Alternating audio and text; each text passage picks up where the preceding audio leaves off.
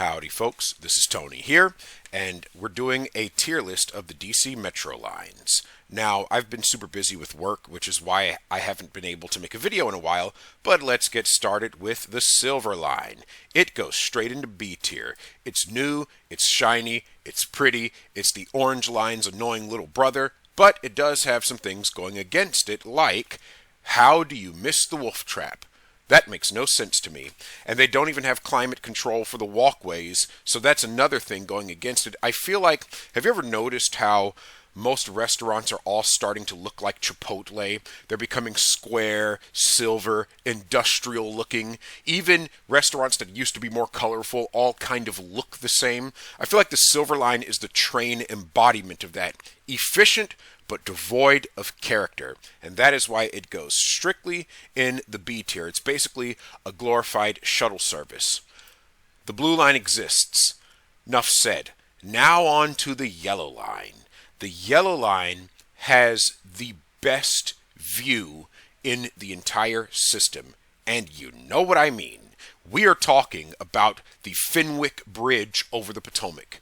When you are leaving L'Enfant Plaza and all of the woes of Washington, D.C. behind you, and you're heading into Virginia going toward Pentagon, that soaring view of the Potomac River, of all the cars around you, of everything that you have a juxtaposition of industrial and nature right next to each other, it is just perfect.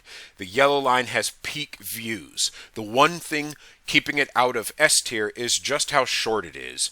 Cutting it off at Mount Vernon Square may make some sense for traffic congestion purposes, but I would prefer that they end it at Fort Totten, because then that allows Red Line riders a 2-seat ride into Virginia, which I think would be very much more efficient. I don't know why they don't continue it all the way to Fort Totten, except for maybe every other train. So it being arbitrarily short is the one thing holding it back.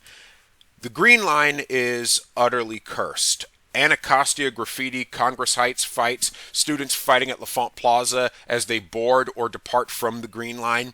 It is ghetto-ness incarnate. It is a cursed line, and from a geographic, maybe cartographic standpoint, I don't understand why this line is the only one in the system that doesn't break the Beltway. All of the other lines puncture through the Beltway at some point. This is the only line, the Green line, that stays inside the Beltway, so it's just kind of weak. It didn't have the strength to just push through, and I can't think of a good reason to get on the southeastern leg of this line. Total trash. F tier. The Red line, on the other hand, is one that has its highs and lows, so I'm going to give it C tier and tell you why. The highs. The Wheaton escalator is a moving experience. Pun totally intended. Also, what it has going for it is the beautiful architecture of the viaduct that Rhode Island Avenue is rested upon. That's also a beautiful soaring view. But it's also detracted from by the fact that my ears pop whenever I'm going from DuPont Circle to Woodley Park Zoo.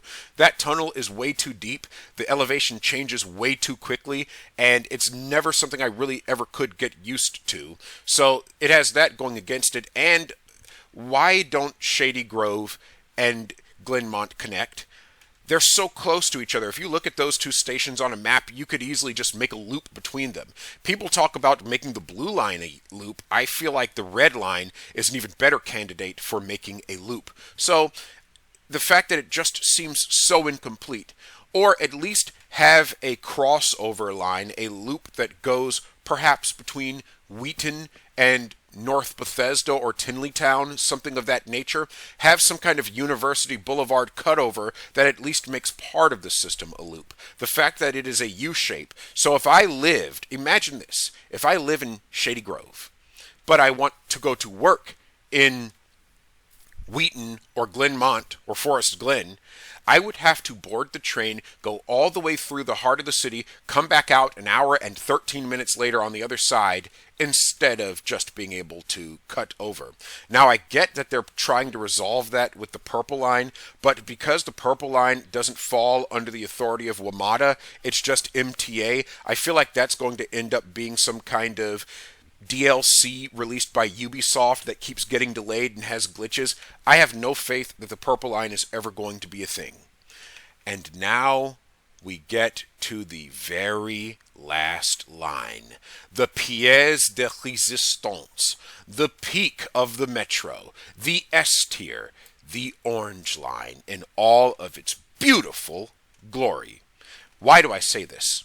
Now, first of all, I am only talking about the western end of the Orange Line. I think based on what I've said about the Green Line, you could probably deduce how I feel about the eastern end of the Orange Line. Total trash and just skip it. Now, I will say this about the eastern end of the Orange Line. Why does the Chevrolet station exist? Who the hell lives in Chevrolet? Why is that even a thing? I have never met a single, what do you call these people? What's their demonym? Chevrolite? Chevroleite? Chevrolian? Either way, that sounds like something that Worf and the Klingons were fighting in Star Trek. I've never met a single person from there. Who even lives there? Why is that even a thing? Just skip Chevrolet, take it off of the map, close it down. There's no point for that station to even exist. Okay, I got that out of my system. Back to the parts of the Orange Line that I love.